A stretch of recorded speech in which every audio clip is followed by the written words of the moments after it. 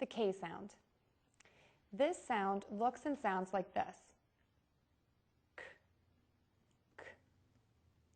It can be used in any position of a word. Examples: if it's used at the beginning of a word, cab. In the middle of a word, become. At the end of a word, quick. To make this consonant sound, start with the back of the tongue near the roof of the mouth. End by pulling it down. The airflow will stop or puff out, and our voice is off. K, k. The biggest mistake that I see with the K sound is that it is not used at the end of a word. Listen, watch, and practice these words. K at the beginning of a word. Cab,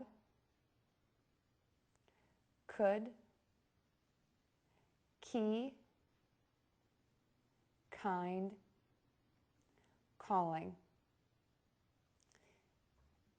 If the sound is at the end of a word, quick, make, like, break, basic. Now K in sentences. Could you please call a taxi cab? Make it quick. This concludes the K sound.